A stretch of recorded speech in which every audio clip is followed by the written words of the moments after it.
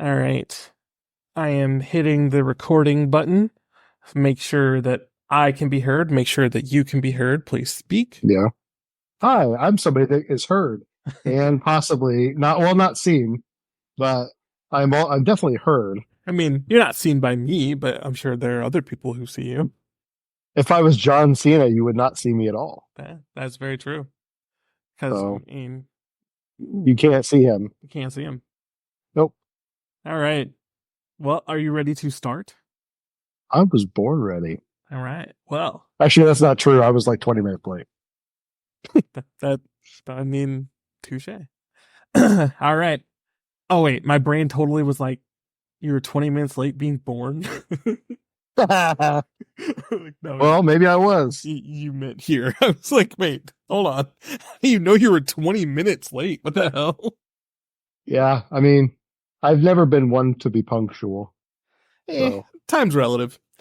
All right. Welcome to the Game Dads podcast. My name's Aaron, the Game Dads podcast, where we talk about everything about video games and also everything that's not video games. I am here Yeah. with my best friend and hilarious note passer, Brett. I'm Brett Altmiller. Yep. I'm Brett Altmiller. I have that note. I'm Brett Altmiller. I have that note in my pile of like important stuff. It's just like sitting there with a bunch of like random other knickknacks I have from over the years. Did I do something that I forgot? The note that you wrote that says I can't read. Oh yeah. I'm surprised you could read that. Yeah. I mean, it's right there in the writing. I am surprised I could read it myself. I can't take credit for that joke. I saw that on what was it? It's like Caleb Bailey. He interviews people for like Bleacher Report, not Bleacher Report, but anyway, he did that to Randy Orton. It was absolutely hilarious. I was like, I have to see. I told Andrea that before I handed it to you. It's like I can't take credit for this joke, but it's freaking hilarious. All right. Well, I have it's been a little bit since we've actually like done. I mean, we've been in person way more than we actually ever are, but like it's been a while since we like podcasted. So I got a couple things that I want to talk about, but like, Yeah. I mean, I want one of them's a story that's going to take a little bit of like it's like a little like involved, but one of them I want to get out right now just because I don't want to talk about it for too long, but I just want to say it. Did you see the Australian breakdancing girl? No, I did not. Oh my God. Okay. So, first year that breakdancing is in the Olympics. The breakdancers that came out were I'm not like a breakdancer expert, but like some of the best, like, like the performances were great. The vibes were great. Everyone, I mean, like I was 100% convinced that breakdancing was going to stay in the Olympics. And then the girl from Australia came up. How'd she do? She was so bad. I've never in my life. I don't watch the Olympics regularly. This might be a thing that happens, but like, I haven't heard of it. It's never been someone who's been like, hey, this person, she got a 0. They gave her a freaking 0. Oh, geez. I have never heard of anyone in the Olympics besides people who like get disqualified or like do a fault that disregards their dance, their movement, like whatever they did, they like faulted. So like, oh, this doesn't count. But like the judges held up zeros. She got a 0. Like every judge gave her a 0. Gee. It's so bad. And like the funniest part about it is like I keep up on a lot of like I have a lot of like international, like I'm fans of a lot of like international people. Like I have a thing about like trying to like get like news and information from like all over the place. So I follow a lot of international people. The Australians were talking so heavy about the United States. They were talking so heavy about it. They were like, oh, we're beating you guys in gold medals. Oh, we're beating you guys in medals per capita. Oh, we're beating, like, as soon as this girl got up on stage, nobody from Australia is talking anymore. Zero. Zilch. Like, I I saw a video of a girl who was like, I have never considered myself an Olympic athlete of any means. Like, I totally respect how much those people train, but she literally recreated this girl's routine like one for one, and she's like, and I can't dance. Like, it's it's one of the funniest things that I've ever seen come out of like, because like the Olympics, everybody there is highly qualified. Like, we're talking about people who spend their entire lives training to beat someone else's record by like an eighth of a second. And then this girl shows up. It's so bad. And then like, there's no more breakdancing in the Olympics. It's over. It was like, I'm dead serious. They're like, this is not coming back. That's hilarious, dude. She took down the whole sport. Didn't they put video games in the Olympics this year? Oh shit! Sorry, I'm playing a football game, and I hit the wrong button. I do not. I don't know. I don't know. It might have been, but I don't like. I hadn't heard any highlights or anything about it. But yeah, again, I wasn't like super following it. This story like broke out, and I just want to talk about it real quick because it's so funny. Dude, we should try. I mean, we couldn't. I mean, you could probably do better than zero. I mean, I can't imagine going to the Olympics, representing your entire country, and like, she wasn't humble.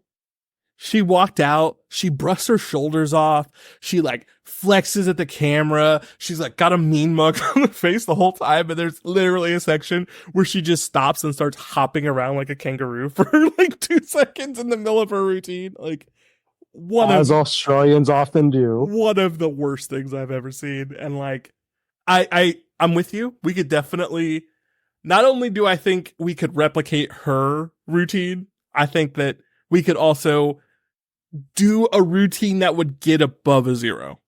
Yeah. Like maybe like a 0.5, but I think anyone with any amount of rhythm could do better than what she did. Yeah. Oh my God, it was so good. It's so funny. Like, it's not that long. Like, when we're done, just like look at it's all over the internet. Just go in the freaking YouTube and just type Australian breakdancing Olympics. It'll be the first video that comes up. I'll have to give that a shot. Oh my God, it was so good. So how you been, dude? I have been great. I have been just on a general good roll. Just generally feeling good. Yeah. Me too, man. Work's been good. Like, finally getting a groove with everything. Been playing some good games lately. Drake started school, so it's been an interesting couple of weeks since we last saw each other. Yeah, and Dom started in her new school like schedule. She's like from like, I think it's from like, it technically starts at like 8:30. It's like 8:30 to 3:00 to 2:45. So like, she's actually like, in school most of the day at this point. So it's like a completely different adjustment to like just having Lee instead of having both of them. It's like, but yeah, it's been a really good week. I'm like super excited to talk about my games that I've been playing, because it's not really games. Yeah, me too, man. I mean, I've actually been playing some pretty fun ones too. So, but yeah, I'm excited to get into it. And then we got our topic on hand. So yeah, a brand new segment called Game Dad Go to the Movies, which we kind of came up with on the fly after we had saw Deadpool and the Wolverine. So, and our opinions will surprise you. So it's definitely going to surprise you. But I actually went to the movies again. Oh, did you? What did you see? We went and saw Borderlands. Oh, I'm so sorry. Like, I've heard nothing but bad things. Okay, look. I was gonna go regardless. I am that big of a Borderlands fan that we were gonna go regardless, even if they were like, Yeah. but like, it's bad. It's bad. It's not a good movie. But I've got some positive things to say about it. It'll at least be interesting. It's not gonna be me just dogpiling it like everybody else. I've got some positives. Yeah. I don't. From what I mean, I haven't seen it for myself, and honestly, I have no desire to watch it. But the people that I kind of trust, or like online opinions, the people you don't really know, but they Yeah, everybody seems to have an opinion. the people whose opinions you generally jive with online. Yeah, well, and like you and I have similar opinions on things, and differing opinions on others. So like, I'm interested in hearing your take on it, because like all I've heard is just bad, bad, bad, bad. So you know me, I love a good bad movie. Yeah, and it's not that. Nah, that bums me out. I'm sorry. There's a lot of opportunity, but I'll get into it when I talk about it. I already got my rant out, so I want to let you get some rants out before I go back in. Yeah, I don't really have a whole lot of rants until we get to our Deadpool and the Wolverine stuff, I guess. But I mean, you want to get into kind of what we're playing, or do you want to do that other cool Game of the Year segment thing I sent you earlier? Absolutely did not get enough time to do that homework. Oh, you're fine. We'll do that on the next one then. I absolutely will have it ready for next time. You're good. You're good. I kind of spoiled that on you last minute though, but if you kind of want to get what we're playing, let me pull up the doc here, because I am absolutely ready all the time, and I never have to vamp or anything like that. So I had the other one. Pulled up. I was really excited to hear that you were hearing some good stuff about Ninja Sex Party, because I think Ninja Sex Party is awesome. Yeah, there wasn't a place I was expecting to hear about it, to be honest. I know, like, you love them, and our other friends love them and all that stuff, but like, they popped up on one of the podcasts I was listening to today while I was at work, because I've got like so much time to listen to podcasts. Yeah, so I didn't get a chance to actually like listen to them today. I got busy with something else and got distracted, but they're on my list. I add them to my Apple Music. Yeah. So, but yeah, I mean, kind of got to get into like what I've been playing. I've been playing quite a bit, but I'll get into the stuff that I am playing. I actually have kind of an impressions thing that I think Aaron's going to put his earmuffs on for. Yeah. You know me, I don't like spoilers. I know, and I appreciate you for that. I was morbidly curious, so I decided to give it a shot. We'll get into the other stuff first that we can actually talk about, but like, kind of piggybacking off of what we were talking about a couple episodes ago, but all the stuff with Akira Toriyama. I've been in an anime mood lately, which I have. I mean, as the anime king, it's a mood that you visit often. Yeah, I mean, just it's my mood constantly, daily, nightly, and ever so rightly. But I bought Sandland in the most recent PSN sale. It was like $40, something like that. It came with all the DLC, and it's quite charming. I didn't really know much about Sandland. And anybody that, I mean, your big anime fans may know more about it and stuff, but it's one of his more obscure pieces, I guess. And it was something he did before he did Dragon Ball. And it's somehow like they just thought it would be a good idea for a video game. And here we are with this pretty awesome little open world game. There's not much to it. You build robots, and then you go out and you quest. And if you play Kakarot, I mean, you kind of get a little bit of an idea how the game is set up, or how the open world is set up. But you go out, you quest, you build robots, and then in vehicles and all that good stuff. It's kind of like if Mad Max met Dragon Ball Z. Yeah. It's adorable. I'll say everything about Sandland. It's like Dragon Ball Z went one direction from Dragon Ball, and it's almost like Sandland is like the opposite direction. So like the story like went, instead of like going down more of the shonen vibe, if it just went like completely the other way, it's like that's what Sandland is. So like it feels very like Dragon Ball-ish, not being connected to Dragon Ball at all, just from have Akira Toriyama being involved in it. Right. Well, and I like the grand adventure feel of it, and I kind of texted you a little bit about that when I was watching Dragon Ball GT, like, because it has more of an adventure feel to it as well, and I really like that. I kind of miss that with Dragon Ball as a series, But it's a fun little game. It's not like it's not going to knock your socks off or anything like that. But if you're looking for something to kind of play in between video games, it's a good one to pick up. I just started Darksiders War Mastered again. I haven't played Darksiders since it came out. I love the series though, man. Like I just one of those that like it's one of those favorite games that's not on your favorite games list, like type games. You Yeah. know, not something. But dude, it is scratching an itch. I texted you a couple weeks ago that I was trying out Sekiro, and it was a little too hard for my taste. Honestly, I love Souls games, but man, I was getting my butt kicked like right, left, and center, man. Yeah. I hit a wall with that one pretty early. It wasn't even a boss. It was just like a dude guarding a door, and I could not get past him.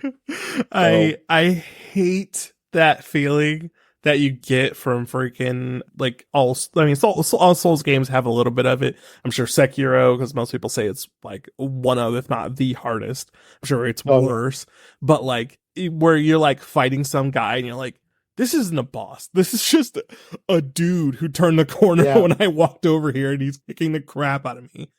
Yeah, and I kind of had that. I don't get frustrated at video games very often, but like I think Allie noticed that I was visibly frustrated. And I'm a little too old to be throwing controllers. I don't do that stuff. I've never thrown a controller before, but I've gotten huffy a couple times. And I was on the business side of getting huffy. Yeah. I think that's a broke boy statistic that the people who I know who are genuinely broke as kids have never thrown a controller in their lives. Oh yeah, dude, my parents would have killed me. Yeah, like if I'd have been throwing my controllers around and like something and broke one of my controllers, would have been like, well, guess what? That's it until the next system comes out. You're not getting another one. Like that's rich people stuff. Throwing controllers is rich people stuff.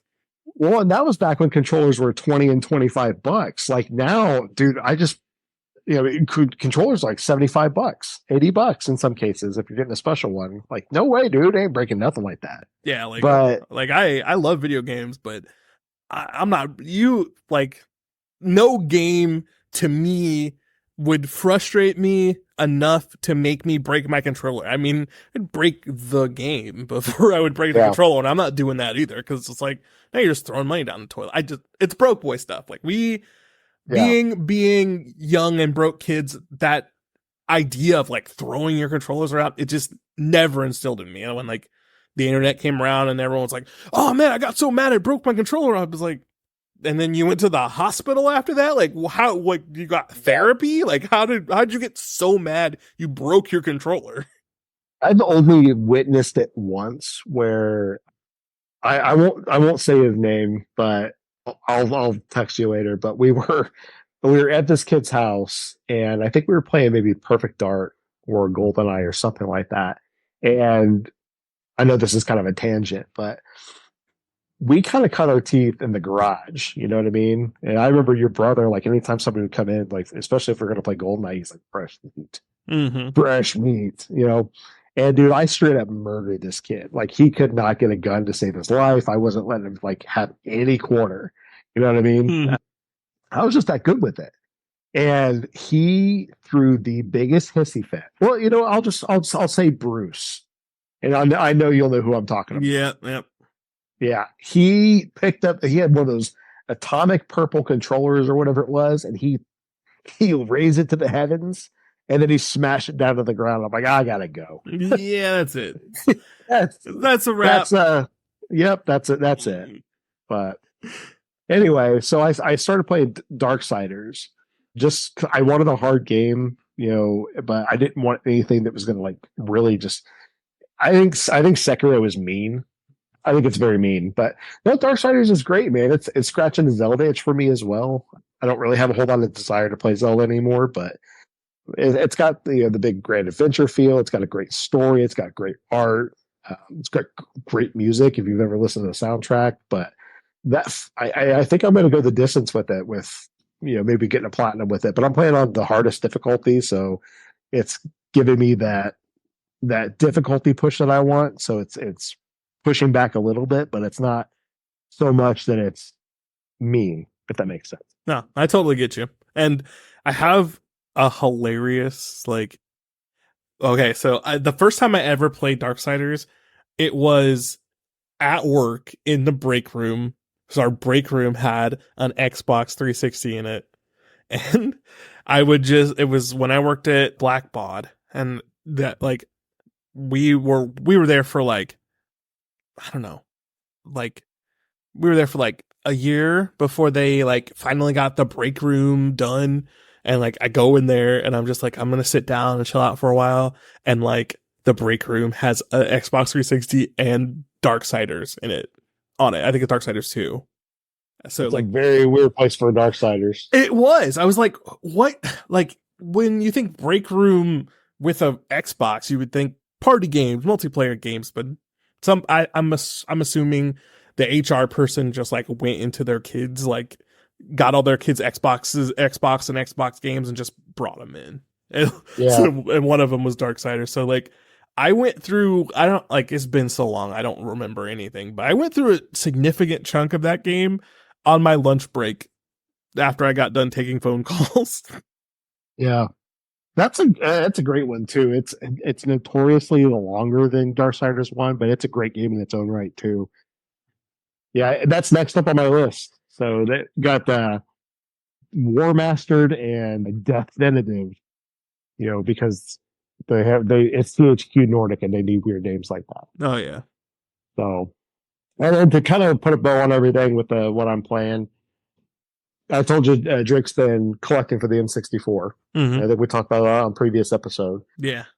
So this past week, he invited me into his room, and we had to swap out his other one because it crapped out on him. So he's got one of those like really cool jungle green N64 now, which is pretty neat in its own right. I've never had a green one before. I think it came with Donkey Kong at some point, like when it was new. But anyway, he invited me in, and he wanted me to sit down and play Resident Evil, specifically Resident Evil 2. That's the only one that's on N64. And that was actually my first real Resident Evil game. So I remember my dad took me to Meijer. I'd saved up enough money for it. The lady gave him a hard time about buying an M-rated game I think I was maybe 13 or 14, maybe 15, something like that. I was probably 13 or 14, but gave him a hard time about it. He's like, lady, you don't know what you're talking about. This boy deserves the zombie game. So, and then, the rest is history now. I'm obsessed with Resident Evil and all that good stuff. So Drake and I played all the way through Leon A. I beat it in 2 sittings because of course I did. And it was really fun, dude. Like sitting there with my kid and, playing this game that, I know like the back of my hand, and he's having a good time. And apparently he was taking pictures of me the whole time I was playing it. So, and like he was, I don't know, like he must have thought he was just happy to have me in his room playing games with him and stuff. It was a nice little moment for me. So yeah, that sounds awesome. I can genuinely say when me and Dom and Lee sit down and play Secret of Mana for the first time, I'm just gonna be like silently crying the whole time. Yeah, tears gonna be running down my face. Who are you going to make me the boy and the sprite and all that stuff? I mean, the vibes right now definitely say Lee, but they're not old enough for me to make that call right off the bat. Yeah. You made me be the boy. I know they have names and all that stuff. To me, they'll always be the boy, the girl, and the sprite. But same. Was it Randy, Pram, and Pupoy? Yes. Pupoy? Pupoy. But, yep. We were all, and I still think that defined my, like how I play RPGs just for the rest of my life. Cause like I hate using magic in video games now. Mine is this day. Mine is also defined by that because I remember when I was like the person who was playing and like I had my brother and his friend and then me, I was the boy, but I always wanted to be the sprite, but I couldn't be the sprite because they were so obsessed with the idea that you have to like, oh, you can't just use your magic all willy-nilly, you got to save your MP. And like so then when I became the sprite, which is true, I did that, and that is my like, it's in everything. Like my MP is so important, I got to save it. And I'm like literally by the time you get halfway through Secret of Mana, you have so much money that you can buy an infinite amount of fairy walnuts if you want to. Like, you could stop at the store every time you walk past it and fill up on fairy walnuts and use them nonstop, which is actually the smarter strategy, because if you want to actually get all of your magic leveled up, you can't just start at the end of the game. You need to start at the beginning, or you're going to tack an extra like 3 hours onto the game trying to grind all your... Yeah. Anyways, Secret of Mana deep cuts over here. Anyways. Yeah. That's a whole podcast unto itself. Absolutely. Yeah, that's all that I'm playing right now. You said you're not playing game stuff, right? I am Or playing you are, but I you're am not? playing one game. I have been for the past like at this point like 2 weeks straight. I've only been playing one game, and it's called Satisfactory, and it is scratching an itch in my brain that I didn't know was there, and I can't stop. Like, That's the one that you were playing when I came over the other day. yep. Yes, it was. And it is, and I have been playing it nonstop. Like I can't stop playing it. And it's really weird because I'm never in this spot where like I just like cannot put a game down. I haven't been in this spot in a long time, but like I've been playing it nonstop. So like the whole game is like you work for like a company who like terraforms planets, from what I can gather. And they like sent you in a pod, you go to this like alien planet, and your job is basically to just like mine all of the resources of this alien planet and then send them back to the company so that they can build other stuff. So like, but like the main function of this game is you are supposed to build like these perfectly efficient factories to like manufacture all of these products and then send them back. And like something in my brain is just like, what if I got so fucking good at this game, no one, like, for no reason, and I can't stop.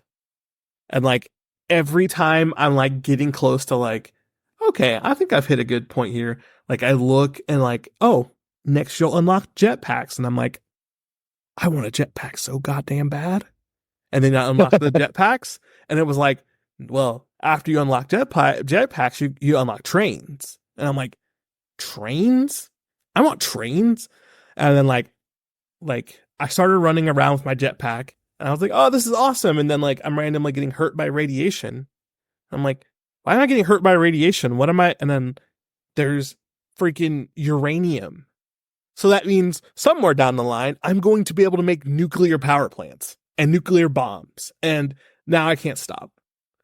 And like the craziest part about this, and this is one of two stories that I've told about just politics influencing my game purchases, which I don't like. It's two stories. Sounds like I do this, but these are the only two times I've ever done it.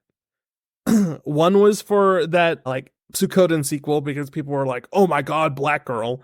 But this one was, I was watching a streamer, which also sounds, but I don't make purchases based off of stuff I watch from streamers. I used to be in the streamer cult, but look at my games from my YouTube channel. I obviously don't, because like most of the games that I played on there are like JRPGs that were like 80 hours long, and no streamer would do that. So it was a game called Factorio, and it's the same concept. It's just like you're building little factories and, you know, producing stuff and then shipping it back to your base. So that's like the whole game. But like, I was like, this actually kind of looks fun. Like it's tickling the same itch. I'm thinking about picking this up when it gets cheap. And like right before it was on sale on Humble Bundle. And then like, I was like, I'm going to go ahead and pick this up now. And like right before I hit the button, I think I watched like a Jimquisition video where he's talking about the guy who created it. And apparently the guy who created it is so like racist and homophobic that he was... Oh, really? He was literally like writing racist shit in the patch notes of the game to like spread his propaganda, to the point where Steam had to be like, you gotta stop doing this or we're gonna take your game off. Because like every time he would update the game, if you look through the patch notes would be like, oh yeah, and also I hate trans people and blah blah blah. Like it was like I was like, okay, I don't make decisions based off of like the internet and like, you know, politics and stuff like that, but this guy is so racist and homophobic that he's literally writing racist shit in the patch notes of the game. I'm not supporting that. Yeah. So then because I was like in the zone of like reading about all this stuff and finding out about all this stuff that this guy did, and like somebody was like, well, if you're interested in buying this game and you don't want to anymore because this guy's a crazy person, Satisfactory is the same game, but instead of being 2D, it's 3D and it's bigger and the developers are cool. So if you're really needing to scratch that itch, check out Satisfactory instead. So I did, and that's where this has started. And I've owned the Satisfactory for, I think I started, the thing said I started that save file in like, it might have been 2019. It might have been 2020. Oh, wow. And then I played it for like 25 hours. And then I was just like, okay, other stuff. And just got distracted. And now I just like installed it, got into it, and now my brain is like sucked in. Like I've been, like I said, I don't know when the last time I was this like absolutely like obsessed with the game. Yeah. And like, well, that's awesome, man. It's really, because like I'm kind of like you in a way. Like I have my little Sim City like things, but like, okay, the best way to explain it is if you give me a loose objective, then I can get absolutely insanely creative. I can go, you know, all upside down and backwards to like get creative about something. If you give me like, hey, you're trying to build these things, go ahead and do it however you want, then I'm like, all right, I'm on it. Here we go. Let me build this and this and this and this and this. But if you just like, all right, here are the blocks, like do something, I'm just like, why? Like what? Like I'm just building things to build things. Like I can, if I wanted to just build stuff to build stuff, I could just actually build stuff. Like if I just, if you like, if I wanted to build, if I really felt the need to build a fucking castle, I could just like, I don't know, get some fucking wood and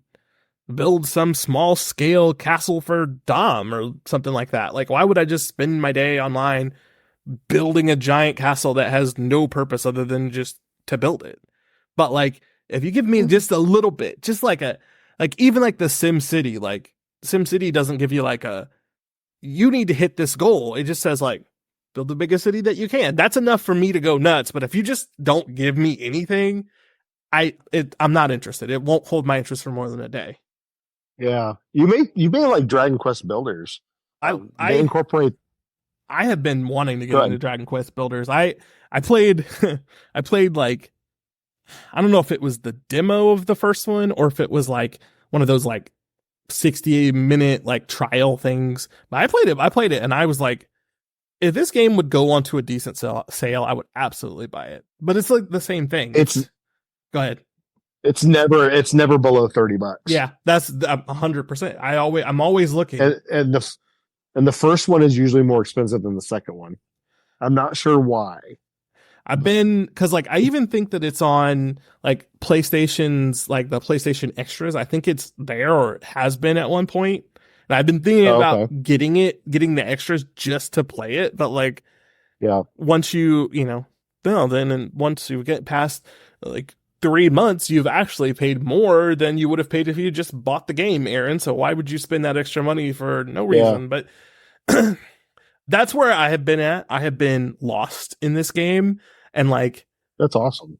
I have like this is one of the where I know that I'm truly in it, because like when you're building your first factory, it's kind of like you need resource A and resource B to make resource C, but then you need resource A and C to make resource D, and then you need B and D to make E, and then like you kind of get this like chain going of like, this goes into this to make this, and then this goes into this to make this. But like, once you get so far down the line, and I'm probably at Z at this point, Like what what is in front of you is just a giant mess of conveyor belts because you've got to like hook this into this and this into this, and then you got to split this and then hook it into this and this, and like over and over and over again. And you're not doing it with any sort of, if you're not doing it with any sort of plan in mind, because you're just, you know, going as the game tells you, everything's just kind of a mess.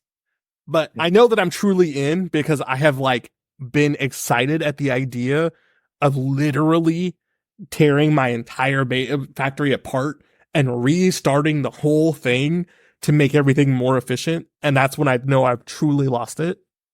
Like, that's 60 hours of work, and I am excited to tear it all down and start over again.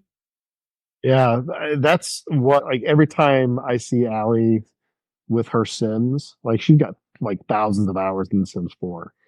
That's the same level of excitement I see from her for, like, she just switched to a new computer because the computer that I have was apparently giving her some trouble, and everything was saving to my OneDrive or whatever. And so when she switched to the new computer, she was like, I just have to start all over again. I'm like, that sounds like madness. She goes, no, that's fine. I got this. Yeah, like that's where I'm at right now. Like Yeah. I like the like it's I'd have to go so far in the weeds to kind of explain where some of the stuff that I'm talking about, because it's very specific to the game. But like, I literally was, as I was like using my jetpack to fly around, I found a resource that I need on top of a mountain, and I literally had to like create like conveyor belts that spiral all the way down the mountain to get back to the ground to be able to use it. And I just like, I spent like hours strategically placing conveyor belts around this entire mountain to get the resource back to where I needed it. It's like, I'm going crazy about this game, man. It's weird. I'm like it's rare that I get this crazy about a game, especially something that's completely like I have no history with. But Yeah. like, I'm crazy. I'm playing it like a crazy person right now. And Dude, that's what I love about like getting in your backlog like that. I tell Drake that all the time. Because I'm experiencing the same thing with Darksiders right now, and it's been in my backlog forever. You know, I bought War Master when it came out. I bought the original Darksiders when it came out. But sometimes, you know, a game just hits yeah, and you're not expecting it. And that's when it's the best. it's like sometimes your mood or your situation doesn't match the game and what the energy it's trying to provide you. And I'm not saying energy as in crystals, just like its vibe, but like sometimes your brain knows that that game is going to hit at some point. It's just not right now. So it's like you buy it and you're like, oh, I'm going to put this back. I'm not feeling it right now. But your brain was like, it's coming, just not yet. You just got to wait. And one day I'm going to be like, hey, remember that game? You should turn that on right now. And it is going to hit. And that's exactly what I've been going through. That's awesome. All right. Well, I got one more real quick, and you're going to want to earmuff for it because I'm not going to be. I don't. How should I signal you? Give me 3 minutes. I will give you 3 minutes. All right. Are you looking at the clock? Yep, I'm looking at the clock. All right. And go. All right, guys. So I have got you to myself here for just a moment. We'll talk about Visions of Mana. Aaron and I are both big Mana fans, and I've been really, really looking forward to this. I've been on kind of media blackout for it, but I needed something to play over the weekend. So I picked up the Visions of Mana demo, which I think is very not good. The gameplay is just as good as it's always been. It feels a little cheap compared to some of Square's other recent offerings. Kind of feels kind of on the same level as like Valkyrie Profile or the Valkyrie Elysium, but the voice acting is awful. I had to turn it off. It actually made me want to not buy it. So I went from wanting to buy it at launch to I'm going to go ahead and wait for a sale on it. So those are my sort of thoughts on it. I know that I've got 3 minutes here, less than now. So Aaron's going to come back here in just a moment. And now we're just waiting on him, I think. But Yeah, I mean, I think if anybody likes RPGs, I mean, you can't really go wrong with Mana. But I think Square is better than this at this point. They should know better. Yeah, there's really no excuse for voice acting like that in a game like this. So, but yeah, those are my thoughts.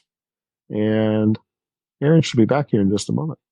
We'll get into the topic at hand here on the Game Dad podcast. Okay. Aaron, I kind of heard you wrapping up, so. Yes, yeah. I kept it pretty. You're never going to believe the thing that happened in the thing. Mm-hmm. Wow.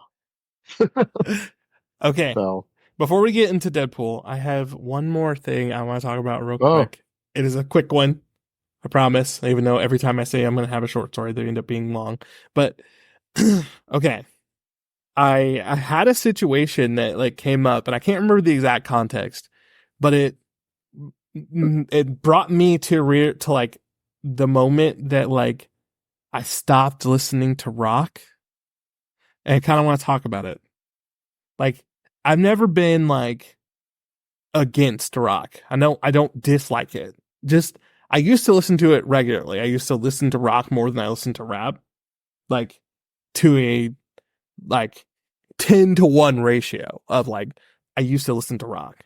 And then I heard one song, and I literally stopped listening to rock that day. Like I don't know any bands that came out after this song.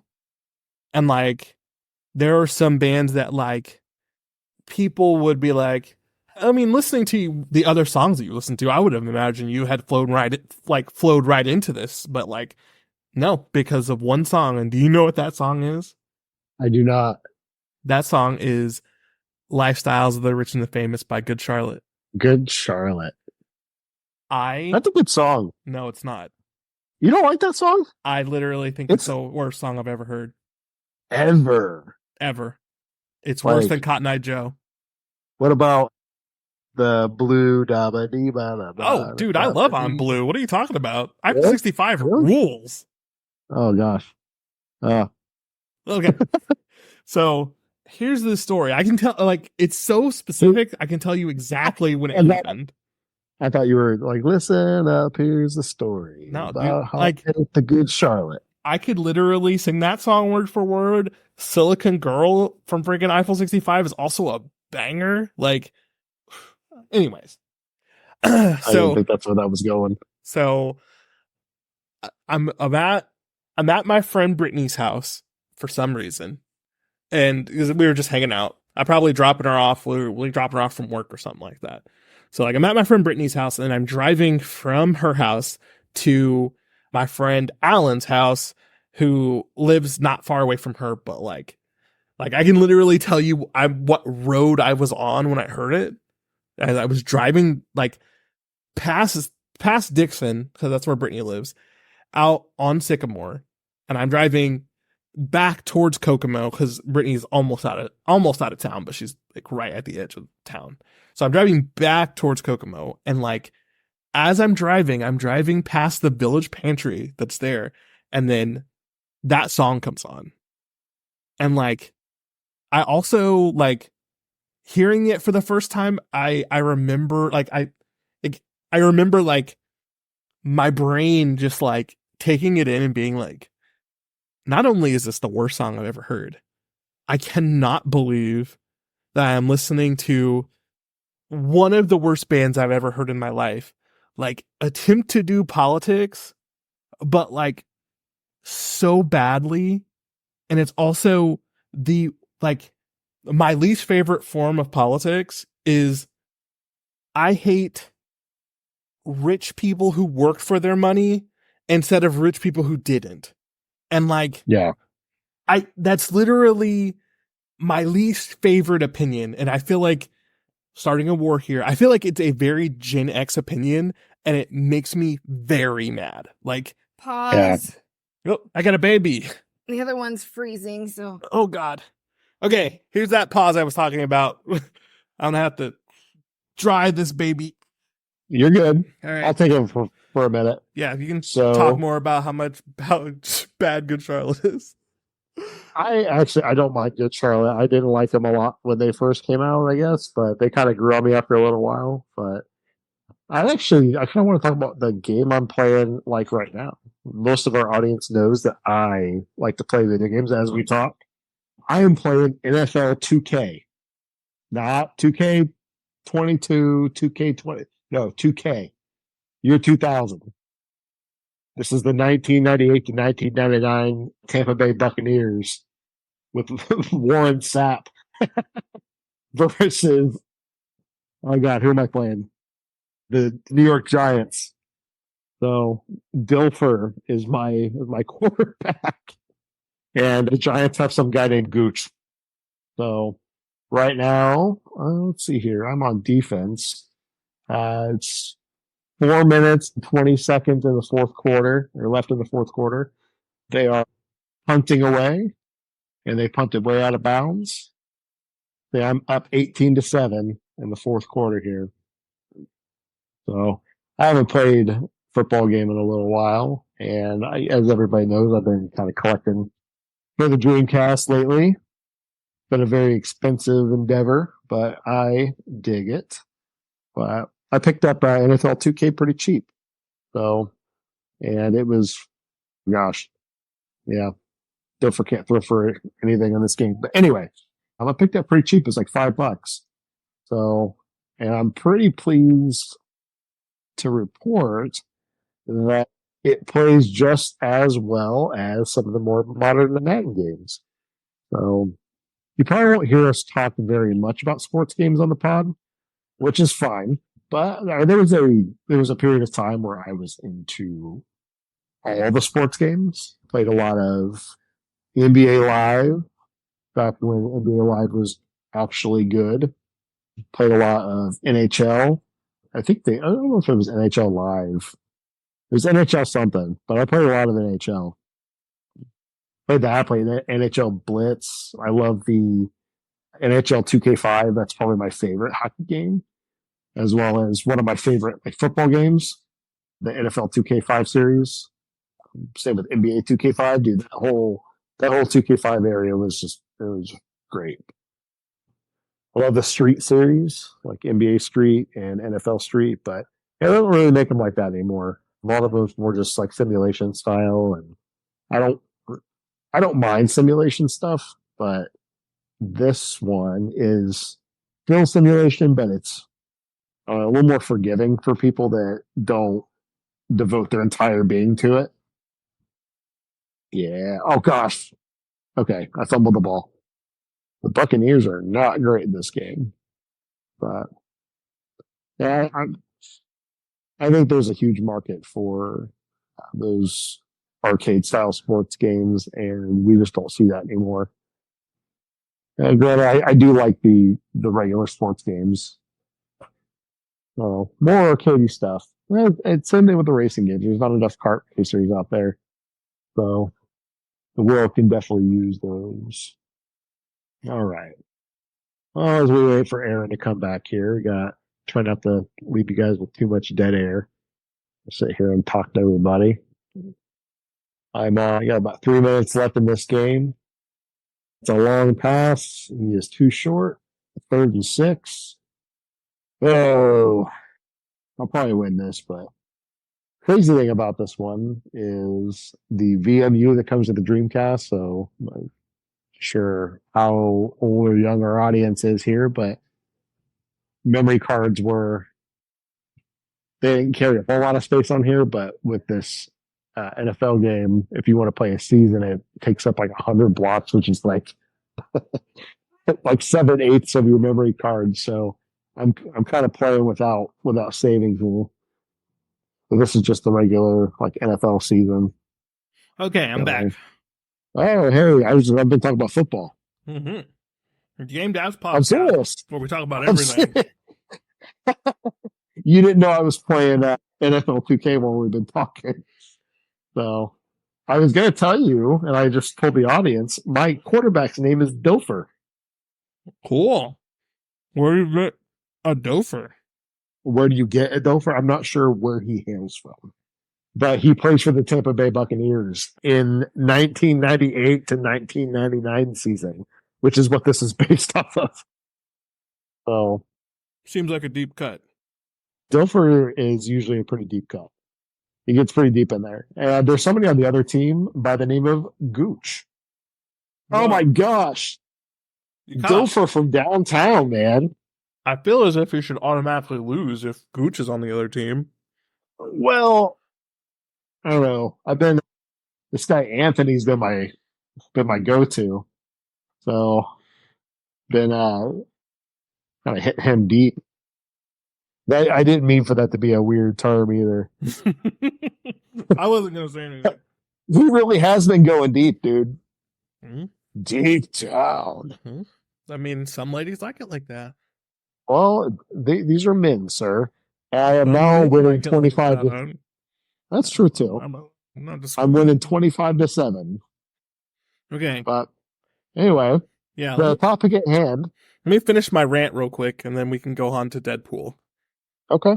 I feel like it is a very Gen X opinion that, like, the Gen X people are like, oh man, I really hate Kim Kardashian. I'm sick of those Kardashians. I hate those Kardashians so much. And I'm like, do you understand how Kim Kardashian got famous and got her show? Yeah, it's generational money. Well, she's famous from her mom, but like, do you know how they got that, like, Keeping Up with the Kardashians show? It was pitched to them. Someone was like, hey guys, what if we pay you millions of dollars to live your super extra, super fake life, and we'll just give you millions of dollars? Would anyone say no to that? I don't care who you are. If someone says, hey, keep doing what you're doing, I'll pay you $1 million to, like, record it, 85% of all people in existence are going to say yes. Yeah. The problem is not these people. The problem is the people who pay them. Those are the bad people. Those are the bad rich people. Mm-hmm. And if we could focus on them instead of the Kardashians, could change a lot of stuff. Agreed. Okay. Still hate that song. And I'm glad that I heard it, because after I heard it, I started listening to a lot more rap. I enjoyed a lot more rap artists. I learned a lot more about rap culture, and I enjoyed it a lot more as a person, because I mean, like, literally, like, during my age, I should be like a Hot Boys, Lil Wayne type of, like, person, but I did not listen to rap at all during that period. Yeah. So, like, that's kind of a blank spot for me too. Yeah. I didn't listen to rap. I didn't listen to rap at all during that period. Like, the only rapper who I even tangentially heard during that period was probably Eminem. And I think everybody heard Eminem. Yeah. 50 Cent was big during that time too. Well, I guess that we're talking like 05 maybe, but I still think he was 50 was pretty big. So was Little John. Like, he had sort of like this renaissance in like 05, mm-hmm. 04, 05. I still can't find that freaking album anywhere. The one that had was it Yeah? Yeah. Mm-hmm. With Usher and was it Ludacris? Was it Luda? Yeah. I'm like it's really sad, because like that one era of music, that should be my like big era of music, but my actual big era of rap music is like the one right after that, which is like Young Jeezy, T.I. That's when Kanye went from like being like, Kanye went from like Jesus Walks to like Graduation. Like, it's right there. And like, then like, but like all the stuff before that, like, I barely have any like reference to, because I was not listening to rap. And then, like I said, that's Good Charlotte dropped that song, and I was like, this is literally the worst song I've ever heard. Did I ever tell you how I discovered Kanye? How did you discover Kanye? Twista. Oh, yeah. Yeah, I remember you having that album. I remember one day we were out in like the H.H. Gregg parking lot. One morning, yeah. we were listening to Twista, and then Twista went to Dane Cook, and then yeah. It was 2006 was a strange time. So yeah, dude, that Twist album was great. It I is don't like know whatever happened to him, but I mean, we all know. I think R. Kelly was not. R. Kelly wasn't on the album, but they talked about R. Kelly quite a bit. But it's hopefully Twista is a good person. I don't know. that, and like to like wrap all this up because you've gone to a good conversation. I I I hate almost every celebrity from our era because like 60% of them are just bad people. Yeah. And like Well, when we were listening to them and enjoying them and being influenced by them, none of this stuff was like known. It wasn't out, but like I guess it's just a product of being a celebrity and the internet and like everything you do and say being documented and people having more ways to get that information out into the world. But like yeah. I feel like every day someone who was really popular when we were like 18, 19, 20, 21 comes out and it's like, oh, that person's actually a freaking monster. He was actually Yeah. a demon. He just hid it for a while. Like he was actually evil. Like I just found out about the dude from Red Hot Chili Peppers. I'm assuming you don't know what I'm talking about. I can't remember his I name. don't. Are you going to ruin the Chili Peppers for me? Absolutely. It's I'm going to ruin them. I'll keep my mouth shut because I know there are some things where like Don't tell me. okay. I'll keep my mouth shut. Just I had somebody, and it's not that they ruined the band for me or anything like that. It's like the person in the band ruined themselves for me because I fancy myself a decent human being. But like Aaron Lewis from Stain is apparently a piece of shit, anyways. But Stain put out this, or I don't know if it was Stain or just Aaron Lewis, but it was basically the equivalent of like try this in a small town and completely ruined. Like Break the Cycle was seminal in 16, 17-year-old Brett's life. Just get me out of tough times, and I was able to. Aaron Lewis is depressed, and he's singing about his troubles, and like I can relate to this. And now he's like, yeah. I can't get behind that. Yeah. Mine is Kanye. So yeah, I don't even have to tell you, but mine is Kanye. Like literally freaking late registry, graduation, and Dark Twisted Fantasy were like on repeat for me until like the next album came out. And then, Kanye is Kanye now. So like Yeah. yeah. But now we're gonna go off of this subject and onto an exciting, non-depressing subject. Yeah, I'm really excited to talk with you about it. I mean, I guess spoilers for what I wasn't too big on the movie. Yeah, I was really trying not to like harsh or mellow, but it was a fun time. We had a nice double date, you, me, and the girls, Yeah. and got to see it on the big screen. And we took you guys to Torchy's afterwards. Torchy's is so Yeah, dude, I'm still thinking about those tacos. Like I didn't like the burrito as much, but that mango taco that I got. They're so good. Torchy's is so good. Oh, Gooch is on my team. Oh, that's what you're winning. You got the gooch. I got Gooch and I got Dilfer. What the hell? There's no stopping you. No. That Super Bowl's in the bag. You just give me the trophy. But Deadpool and the Wolverine, the latest MCU movie. I know you were pretty pumped about it. Give me your thoughts. I'm willing to gush. Okay. First off, both of I'm gonna not say both. I'm gonna say all three of the main fight scenes or with Deadpool and Wolverine are top notch, top tier in the MCU. And for one movie to have multiple top notch MCU fights is pretty impressive. Yeah. I thought the humor was spot on. I mean, it was exactly what you want from a Deadpool movie. I mean, Like, I mean, there was some things that were referential, but if you're going to Deadpool and not expecting him to reference things, you're probably at the wrong movie.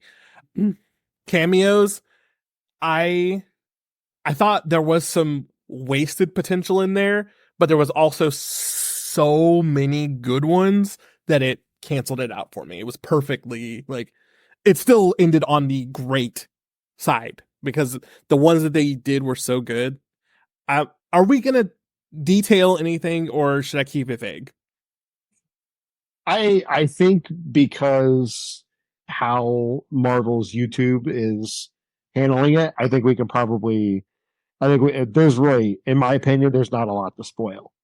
So Okay. the cameos are all out. I think if people that we're gonna see are gonna, I go for it. You've been warned. Yeah. Warning from here forward if you haven't seen it yet and you wanted to stay unspoiled. Okay. First off, the one thing I thought they missed was if they did all those Wolverine references and they didn't include Daniel Radcliffe, and I don't know why. Yeah, I thought that one was a little bit weird too. We got Cavill though, which is That was awesome. I think, like I was saying before, all of the ones they included were so good that it still ended up on great. But I was like, they were talking about Daniel Radcliffe being Wolverine for so long. Why didn't they just, if they're going to literally do a universe jumping shot for shot, why didn't they put Daniel Radcliffe in there? But like, that's like, hey, you could have done this and you didn't, not like you did something wrong. So it's fine. right. Of all of the characters that they could have grabbed from the Foxverse, I think Blade was absolutely perfect. Like, oh my God, I was like I said, I don't accept spoilers into my life. I'm also responsible enough to go see the movie soon after it comes out if I don't want to get spoiled, but I don't accept spoilers into my life. So like, I did not know Blade was going to show up. I did not know Chris Evans was going to show up. I didn't know Henry Cavill was going to, I didn't know anything. I went in, the only thing I knew was Lady Pool was going to be in it. And I knew that, who was the other one? And I knew the bad guy was Cassandra. That was it. That was all I knew. And like, I thought she was like, it was interesting to like have her be the actual villain of the story, even though there were so many things bigger around her. Like for like the TVA to be like, we're going to just, destroy some universes here because we feel like it. And like for her to still come out to be the villain, I was like, that's actually pretty awesome. And then like, she's kind of evil. Like she gave off some serious villain vibes, and there aren't a lot of MCU shows that have the like MCU movies that have like one-off villains, and the one-off villain actually gives off villain vibes. Like when she was like reaching through people's faces and stuff, I was like, I think the last one was probably Hela. Like the last one that wasn't named Thanos. Yeah, for sure. Well, no, I think Norman Osborn, like that was probably. I think those three, with maybe Cassandra being at the top, and maybe tied with Norman. I don't know. I'm a pretty big Green Goblin guy.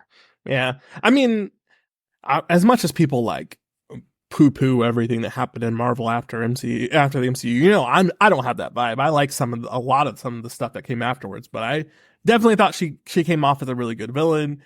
Yeah, I thought some of their choices of like things to pull from the Foxverse. I mean, I'm sure some of it was financially connected. Like some of these people would just cost too much money to put them in this movie, but like they made some good choices. They got some like really weird, like I was not expecting Gambit to show up and it to be Channing Tatum, and for him to be just like reading the interviews and stuff about like him, about how he felt about it after everything came out, and how he was like, when I got this call to actually get to play this Gambit in any shape or form, I was like, yeah, I'm in, let's do this. I want to do it so bad. And like him reading his Cajun Christmas Carol. Have you heard that? I have not, but I have to look into that. He was, I think of everything in that movie, because and I'll get into my points later because I want you to finish and all that stuff, but like he was a very high point for me. Yeah. It's him, and he's on like a talk show, and he's like, this is like a tradition in my family. None of my family is actually Cajun, but we have this Cajun like Christmas Carol, and like he's reading it, and like in like the same accent of his Gambit voice, and it just he was so excited to do it, and it's like that's one of the things that I think is really cool about the potential of Deadpool, because like the MCU kind of takes itself very seriously. I mean, and then there's the Eternals, but like it kind of takes itself very seriously, and like to have this like to take all of this like multiverse stuff and hand it over to Deadpool and just say like, now in a Deadpool movie anything can happen and you'll know that it's just because we're in Deadpool. Like all of the stuff that like people want to happen but like are concerned about the continuity of the MCU, like now it's like, well, you can just turn it over to Deadpool and whatever we want to happen can happen. He's in the MCU now, so like, you know, if we're just feeling froggy and we want to bring Thanos back, well, guess what? Deadpool just runs into a fucking alternate reality Thanos and they chat and Deadpool kicks him in the balls and then kicks him back in his dimension and that's the end. Like, it's just, Yeah. it's like, I appreciate that. And then like, just like for my overall review of the movie, I felt like the end of that movie, like the story end, the climactic end with Deadpool and Wolverine, and they're both like about to be atomized. As stupid and silly as that movie was, when it got to that part, they're both talking about like sacrificing themselves to like save this timeline and all of this. Like, it actually hit me a little bit. And I was like, how did you get from Deadpool dancing to Bye Bye Bye with a skeleton all the way here? And I still got like a little bit of like, oh, I'm sad that they're sacrificing their lives. Like, oh man, like it hit me a little bit. And like, for you guys to take that, to go all the way from there, from Gambit talking about his dad's buttery, slippery balls, all the way down to like, we are making the dramatic sacrifice in the climax of the movie, and it still hit a little bit. I was like, they killed this. I mean, I don't understand how they did it, but they killed this. 10 out of 10. My favorite MCU movie since Endgame. Wow. Well, all right. So I'm on the other end of the spectrum. I thought it was pretty okay.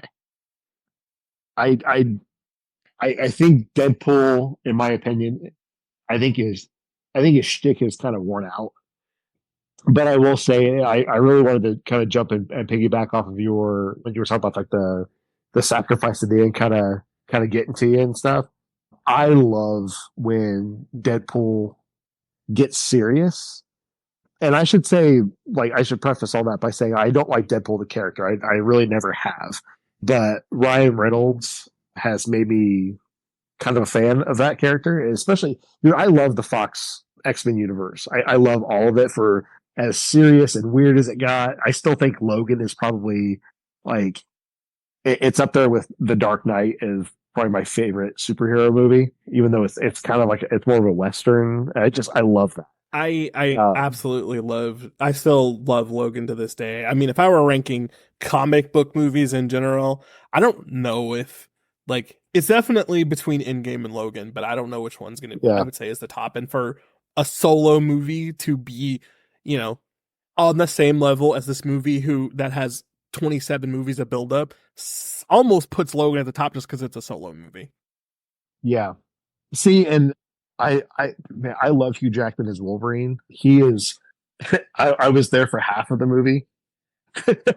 I think I made that joke to Allie a couple times, but like Hugh Jackman and Ryan Reynolds as well, like they care about these characters. They are so intrinsically linked to these characters. Like there's never been another live action Deadpool. There's never been another live action Wolverine, I guess, until Cavill, but I don't necessarily count that. But they are those characters. And I don't think that this movie tarnished the legacy of Logan like I thought it might.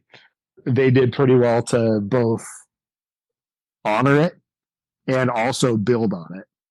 And I love that. I don't think that Deadpool and Wolverine did any damage. Like I didn't really understand how Deadpool was going to fit into the greater MCU. And I'm one of those guys, like, I'm trying to figure out like where post Endgame, where does this epic, 30 something movie plus TV show, like where does it stand now in 2024? I do think the future of the MCU, it does look bright, but that's not what we're here to talk about. We're here to talk about Deadpool and the Wolverine. The things I loved about it, like I loved Channing Tatum's Gambit. So I think good. he was perfect. So good. I think that's outside of Hugh Jackman. I think he was probably my favorite part of it. How absurd he was, but also like true to the character. Like, I mean, we both grew up loving like the old X-Men cartoon, which I guess is now lovingly called X-Men 97. But he was such a perfect homage to that. Like that's what I envisioned Gambit look like. Not the X-Men Origins Wolverine version of Gambit, although that was pretty cool too. This is what I wanted to see from Gambit. I do feel like Marvel is too reliant on cameos and not enough on building compelling stories with their tentpole characters. So, kind of like what I was saying, I don't think that this really moves the needle for like the greater Marvel universe. I think that they were probably too worried about it being shackled by the R rating to maybe move it forward anymore. Yeah, Which it's all a multiverse, but I think they could have taken that gamble. Does that make sense? yeah. I mean, I get it. Like, you don't want to put some important MCU stuff in a movie that literally half of your audience can't get into because they're not old enough. Yeah, I loved being Wesley Snipes back as Blade. So that good. was so freaking cool. So good.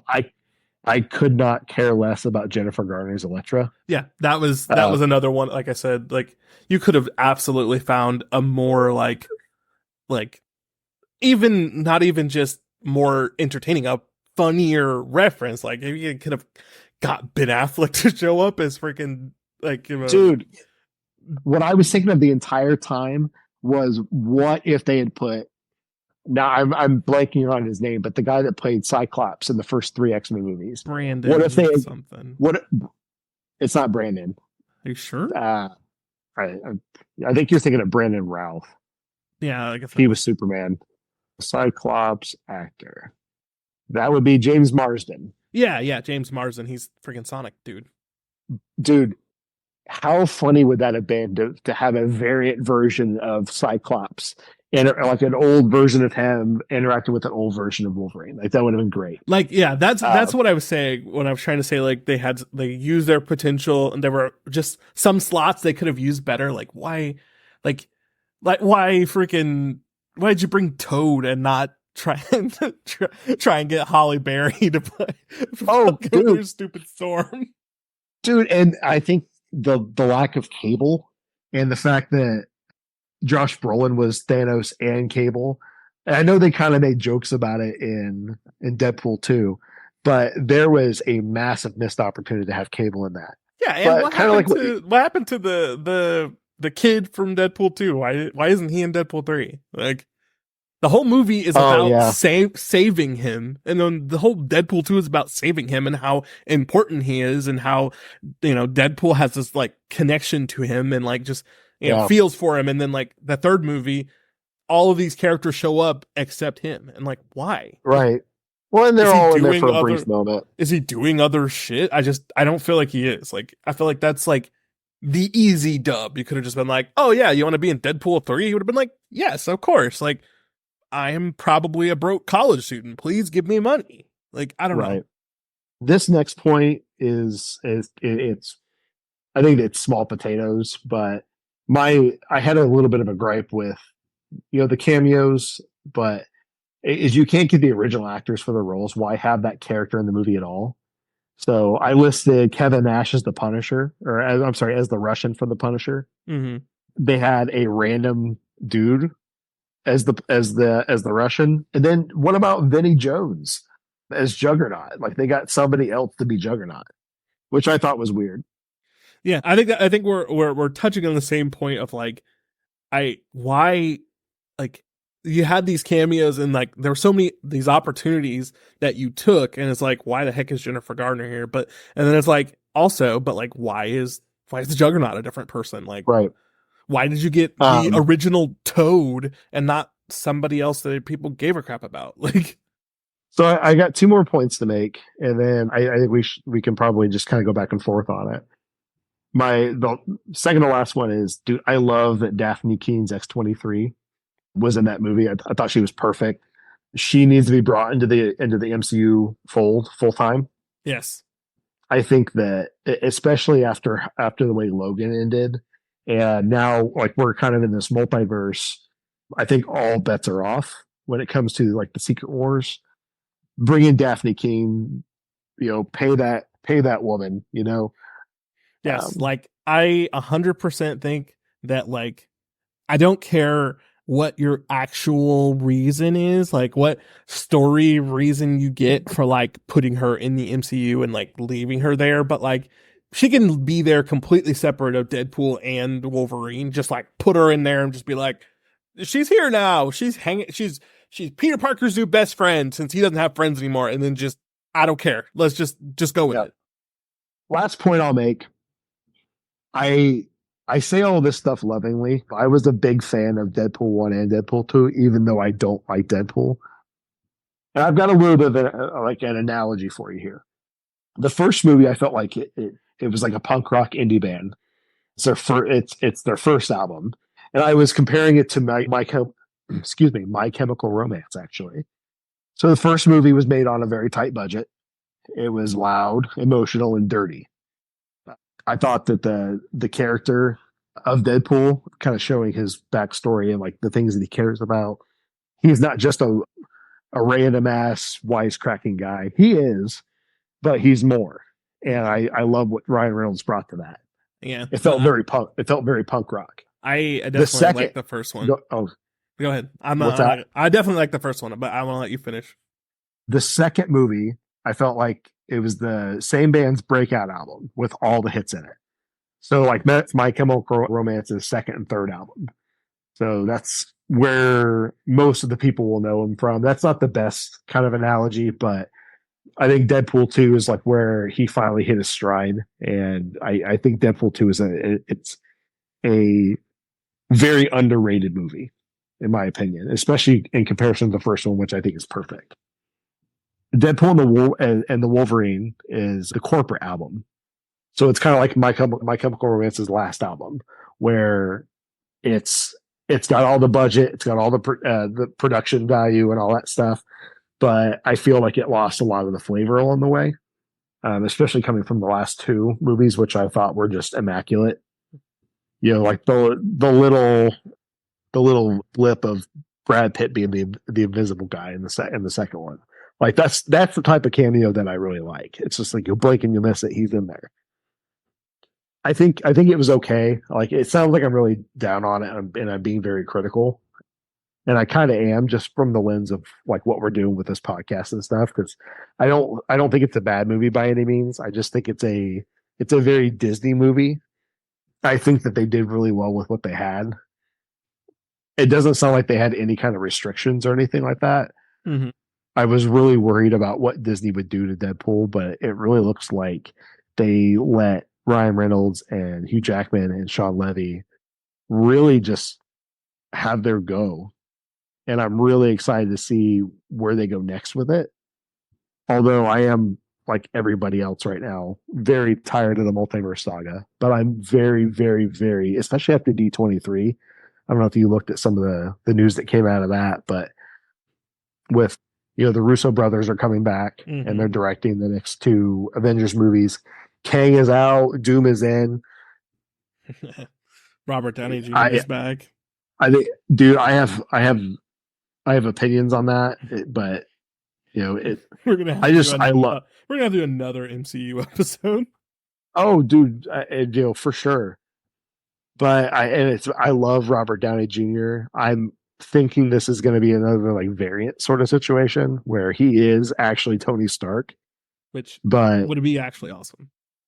Yeah, I think, I mean, mark my words on that. I know other people have had that same sort of thought process. So like my thoughts are not necessarily, it's not the first time anybody's going to hear that, but I do think that that's Tony Stark. But no, I'm very, I'm optimistic about the MCU for the first time since probably Endgame. I think the multiverse stuff has really, I think it's played itself out even more so than the Infinity Saga, which I thought it wasn't solely focused on the Infinity Stones the entire time. Like it kind of weaved in and out of it, like little breadcrumbs here and there. Whereas like with the multiverse stuff, it has been all multiverse all the time, and I'm just ready to move on. Mm-hmm. I get you. All right. So I wanna jump onto your musical theory to the Deadpool movies, because when you were saying it, it actually clicked in my head perfectly as Gym Class Heroes albums. Because Yeah, the first that's one, another good. I almost used that as an analogy too. Yeah. Believe it or not. like the first Deadpool is the Papercut Chronicles, and if you listen to the Papercut Chronicles, it is emotional and dark and crazy and like wild, and it's what got me into Gym Class Heroes. And then like the absolute like perfect album comes out, and it's the Cruelest School Children is the next one, and it's perfect, and like every single song on it is a banger. You can listen to it all the way through front to back, no problems. And then the next one after that is the corporate album, which is the quilt that has all the features on it and all of the covers on it and all of the, like all of this, there was money involved making that one, but like it's still Gym Class Heroes, but you can tell there's other hands in the pot at that point. Like Busta Rhymes is on the quilt. Like, yeah. So like perfect analogy for the way the albums work. I feel like it does match up perfectly to those Deadpool, the way the Deadpool movies work. I just personally, I definitely think Deadpool 1 is the best one without question. Oh yeah. Deadpool 2, I like it. I like it. Just like it's right below Deadpool 1, but like for me, Deadpool, the third one is like right there. I can't tell you if I like the second movie or the third movie better. I think the second movie, like I said, I think it's I know criminally underrated. I know your opinion. You love the second Deadpool movie. Yeah, dude, I'm an X-Men guy. I always have been. I really miss when everything was kind of a little more disjointed. I understand, like Marvel's always best with their team ups, always have been. The Guardians of the Galaxy, the X-Men, the Fantastic Four, the Avengers, the Dark Avengers. They're always better when they're grouped with other people. Midnight Suns. I'm playing through that game right now on my Steam Deck. I didn't list it in there in my what I'm playing because I'm not that far into it to really form much of an opinion on it. But these characters are always best when they're as part of a team, and I love the fact that in Deadpool 2, like he's trying to prove himself. He's trying to form a team. Deadpool 3, he's still on a quest for a team to kind of find himself. I love that idea of it.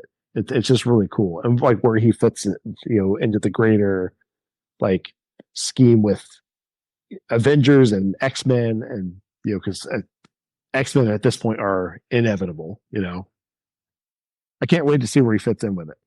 Yeah. So, yeah. Just bring back Kelsey Grammer as Beast. That's all I ask. What's Kelsey Grammer?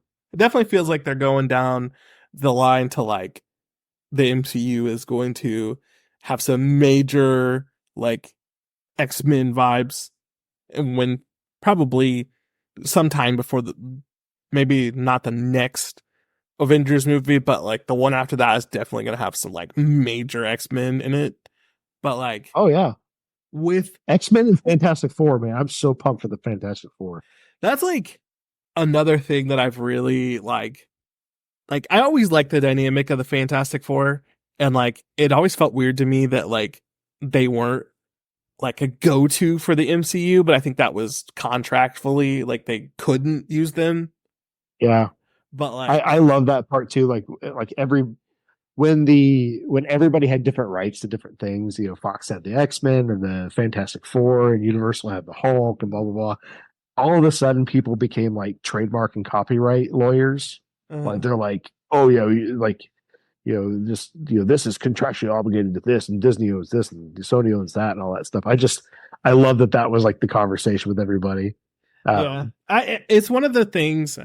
We're trying not to go too much on a tangent here, but it's one of the things that I found so impressive about the original MCU. Like, of course, there are some like comic book big hitters in there, but like, their hands were tied when they started making the MCU. Like, oh yeah, dude, like, punk rock. It keeps getting back to that. Yeah, like they couldn't use Spider-Man. They couldn't use like any of the X-Men characters, like, and like to like say all of the X-Men, like, just you can't use any of them, like, right. Then like by that point, the Fantastic Four was out, and like Spider-Man, and they were all running concurrently too. Yeah, and all of Spider-Man's characters, all of Spider-Man's related characters are all out, and they were like, "Nah, we got it. We'll just." I don't know whose idea it was like, we'll just piece the entire MCU around Iron Man, but like they did it and it rules. So like, yeah, hats off. You pulled it off. Dude, they couldn't use, like, when you think of Marvel, you think of X-Men. When you think of Marvel, you think of Spider-Man. And now you think of Iron Man, you think of like Captain America. These were like B and C squad characters. In some case, D and E. Like, look at freaking the Guardians of the Galaxy. Yeah, dude, nobody knew who Rocket Raccoon was. But to put it in wrestling terms, like, Marvel, they got all these characters over. They made Groot a household name.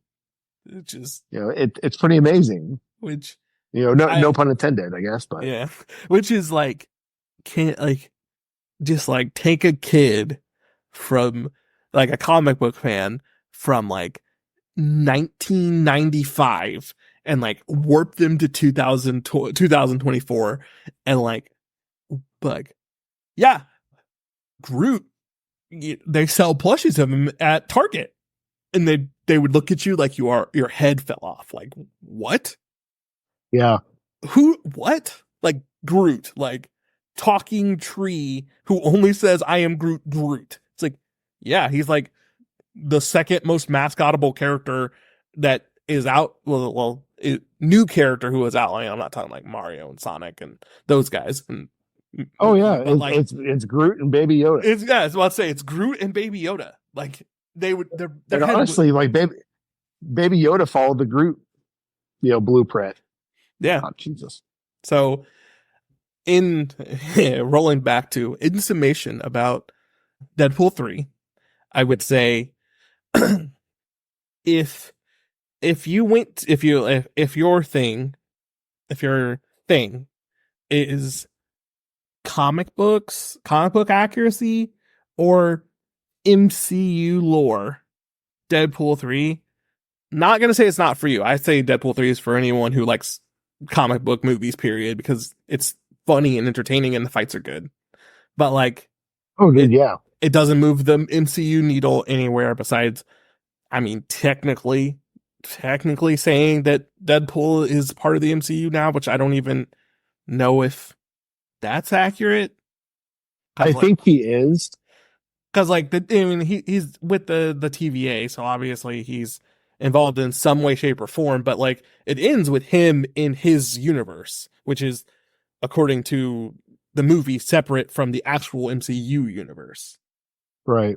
But like, I think they'll treat him as a separate entity that can kind of weave in and out of where he wants to go. So he'll kind of pop up.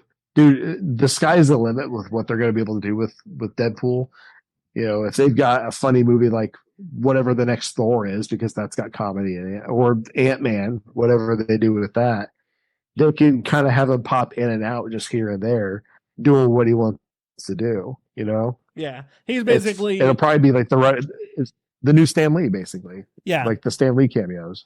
Yeah, he's basically, at this point, they've basically gone like, well, we're not putting you in the MCU to hang out with the Avengers, but you can visit the MCU whenever you feel like, and Yeah. but like, if Well, you're I don't know if you saw too, like with the way that they're handling Deadpool, they're not. They said that this is not Deadpool 3, even though it's the third movie. Did you see anything about that? no, I didn't. I'm not sure exactly who said that or like where I saw that at, but they're they're not treating this as Deadpool 3 for what I'm seeing, even though it is. I mean, definitely fact check me on that, but So it's kind of like the Deadpool universe's own Avengers. kind of, dude. I stand by my statement with that. Like, I don't think that Disney expected this movie to do as well as it did. I think the R rating, they probably looked at that as like, yeah, we're going to do this to appease the fans and stuff, but like, I don't think that they expected it to be the phenomenon that it is. It's over $1 billion at this point. It's like the second highest grossing R rated movie ever, or along those lines. I mean, it's absolutely, in my opinion, worth it. I mean, that's perfect for me. Honestly, what they can, well, in my opinion, they can do a magic thing where they just collide all of the Fox and stuff, like all of their universes can just collide into Deadpool's universe, and they can just make movies in that universe completely separate from the MCU if they want to, and then just make like, oh, we just randomly feel like cameoing Deadpool in this movie, and then he just randomly pops in and pops out, but he remains in his universe that's separate from the MCU. I'm totally cool with that, 100%. Yeah, yeah. I'm still, like I said, I'm kind of just repeating myself at this point. I think that the future of the MCU is bright. I think once they get the new Fantastic Four in there, I think you can build a universe around those guys, especially if they're building towards Doom. I like where Doctor Strange is at. I think Benedict Cumberbatch is excellent with that role. Same way with Paul Rudd, Ant-Man, wherever he's at, and Chris Hemsworth. I think he's pretty great too. But I think the one to watch at this point, and I don't know if you'll agree with me or not, but it's going to be the next Captain America movie. No, that's the one. I think that's going to be. I think that movie's going to be huge. I also think that the new, because I love that arc in the comic books with Sam taking up the mantle and getting the shield and all that good stuff. I think that if you're truly going to build a universe, I think it's your Fantastic Four. I think it's eventually going to be your X-Men, but I think that Falcon is. I think that's going to be your linchpin. Yeah. Okay, here's where I'm at. I was never not excited about, Sam taking over and becoming the new Captain America. I always thought it was going to be, I knew that's where we were going. It wasn't any question about that. But like, the thing that I find interesting and like kind of clued me in on like being super excited about that next Captain America is like, they did all those shows, and then the one that I would say, I mean, everybody else says that it's Loki, and I disagree because I kind of don't like Loki, but the one that as a character, or okay, that my problem with Loki is he's a grown man. Yeah, he acts like a 15-year-old.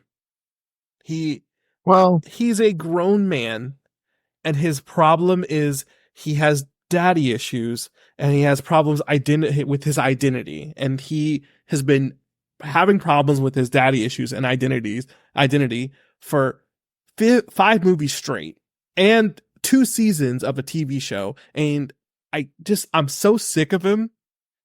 Been like super like been trying to work on taking some like some me time to like focus on stuff. And I say this a lot, and like this is one of those things that I kind of like maybe want to make a personal theme of like myself in this podcast. I always say like take personal time for yourself, like take time to follow your hobbies and do what you need to do to, get yourself ready for the next week or whatever. Sometimes we all just roll, through the week and just go at everything as it comes. Like whatever comes up next, that's what the thing I'm dealing with. Sometimes it's good to just take some time to, prepare yourself. And like another thing I'll say is like, life throws its stuff at you all the time. And sometimes you might, whatever time you got set aside for that, something might come up and you can't, whatever it is, can't wait. You gotta put that time for yourself aside for 1 week. But just remember that like your time is still your time. And if it doesn't work or whatever happens and where the system changes where you can't do it, reschedule, find a new spot, try harder to make, that hole for yourself so you can have your time. Like I'm so like, because I work from home. So like, there's not like a lot of like transition in my life. Like I don't, part of like getting up and going to work is like, there's a bit of transition when you like go from the car to your job and then back into the car and you got a little transition before you get home. Well, like for me, it's like I work from a home office. So like I get up and then I walk into my office, which is next to my bed, and I work. And then sometimes I'll work till 6:30 and then I'll get up, I'll eat dinner, watch TV, and then come right back to bed and not even get outside. But like taking that time for yourself, even if it's just 5 minutes to like walk outside and take a breath of fresh air, or, maybe you need to take 15 minutes to go take a walk, or, I have, Sundays is my, my day where I work on programs and do some coding and do some drawing and write in my journal and, take stock of what I need to get done for the week and, kind of plan things out that way. Sunday is my day for that. And like, just always remember to take time for yourself. However that is for you, whatever that means for you, always remember to take time for yourself. It's super important, man. Like, I know the topics around mental health it's a lot better these days. People are taking that time for themselves, or at least they're cognizant of it. But dude, you are absolutely right. Do whether it's a walk or, the kids like to say, go touch grass. Getting out and refreshing your brain a little bit. It helps everything. Yeah, absolutely. And it's like, and like with our, as I guess, like I was saying about working from home with our like internet world and all of that, where there's so much you can do without ever having to leave your house. You can get your groceries without ever having to leave. You can get your dinner without ever having to leave. Just remember that like, as human beings, from like a fundamental, like, I'm not even going to go into any science terms, but I'm just going to say like, from like a human perspective, you aren't meant to just stay inside all day. You're not meant to just constantly go from one project to the next project. That's not how we're designed to be. Like, right. Make sure that you go outside, make sure that you, experiment, make sure you have leave time for hobbies, make sure you leave time for, exploration, just in general. Just, it's so easy to get caught up in this cycle of just, wake up, work, eat, sleep, wake up, work, eat, sleep, wake up, work, eat, sleep. That's not good for you. No, it's definitely not. So, all right. That's mine. Dude, that's an excellent one. Mine is like piggybacking off yours a little bit and then a little bit of a second one. I've been, especially with the new job, I've got a lot more downtime and freedom than I had before. So like, I'm not so bogged down. I don't have that black cloud over my head anymore. I've been taking courses in my free time at work. They're paid for by the bank. So just little things here and there to better myself and like just make myself more valuable, if that makes sense, or invaluable, depending on how you want to look at it. Oh yeah, for sure. But my second thing is kind of what I was talking about earlier with playing Resident Evil with Drake. Drake and we both have picked a classic platform of choice, and we are choosing to collect for those things randomly. So I've picked the Dreamcast. I've officially moved on from the Genesis. I think I have what I want with that one, but I'm doing more with my Dreamcast. And Drake's doing his Nintendo 64. So it's a nice father son sort of bonding moment. And speaking of which, just if you got kids out there or whatever, make sure you're taking time with them and not just enforcing or pushing your own likes and dislikes off onto your kids. Like, make sure you're asking them questions of what they like and kind of moving from there. Drake's recently discovered a passion for like 80s action movies. So, for example, we watched RoboCop over the weekend. He loved it. That's awesome. So, yeah, just take time for yourself, like Aaron said, and just the extra stuff I get to bob with my son with has been fantastic. Yeah, I want to just I promise I'm going to be short because we're already at 2 hours. This might be one of our longer episodes. It really might be. My wife taught me a thing. Has me and her are always trying to find more, trying to be better at being parents. We're we will absolutely, any type of stuff like that we learn, we'll absolutely share between each other just to try and make sure that we're doing the best possible job we can raising our kids. And my wife taught me this thing, and I just want to say it real fast. When kids are young, we have this thing that we're trying to be simple with them. Always trying to be simple with them. And so when they show you something, though, you'll be like, oh, I think that's great. I think that's beautiful. I think that's awesome. And she was saying the person that she was talking to about it, because she's has parenting groups and stuff. It's kind of teaching your kid to always be looking for the approval of somebody else about what they do. So you're kind of putting that in their head that oh, well, I'm glad that you think it's great. So she was so just ask them, how does it make them feel? Yeah. When Dom comes home with one of her little drawings from school, I'm well, how does it make you feel? What do you think about it? And she's oh, I think it's great. And I'm it's awesome. I think it's great too.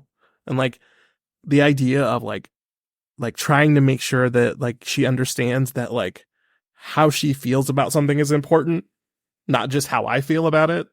And I want, when I heard that, it was yes, I want to push that so hard. Cause the thing that I'm most excited about being a parent is just getting to understand how, what's in her brain. And I feel so many other people kind of look at their kids I want to put all of these things in your head, all of this information that I have, all of this stuff. It's yeah, but I want to know what's in her head. I know what's in my head. I don't, I'll definitely give her, the knowledge that I have, and I'll definitely give her, my experiences, but just Dom is 4 and she has very specific taste, and she has good taste in things. She has good taste in clothes. She has good taste in TV. I mean, she doesn't have good taste in music yet, but she'll get there eventually. But the shows that she likes, that she's found on her own without any input from anyone else are she's Dom, 4-year-old girl, she likes Thomas the Tank Engine. I'm I didn't like Thomas. Andrew didn't like Thomas. She was just looking through stuff on Netflix, and she found Thomas the Tank Engine, and she got a super crazy love of trains from watching Thomas the Tank Engine that neither one of us had any hand in. None. Neither one of us said a dang thing about Thomas the Tank Engine. She just found it and she likes it.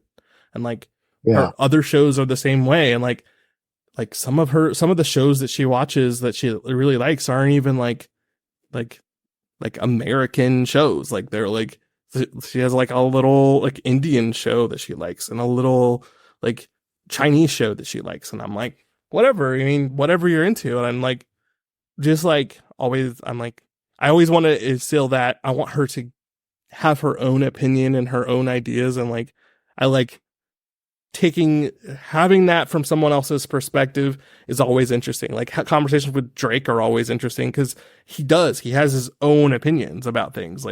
He likes, the stuff that he likes, it feels genuinely he likes it.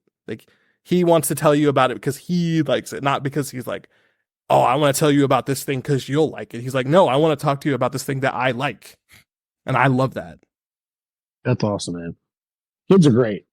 Yes. Kids are great. Speaking of kids, I gotta go to bed Yes. because I have to be up in the morning to put Drake on the bus. I mean, my wife is probably annoyed that we have been taking up the bedroom. So, yes.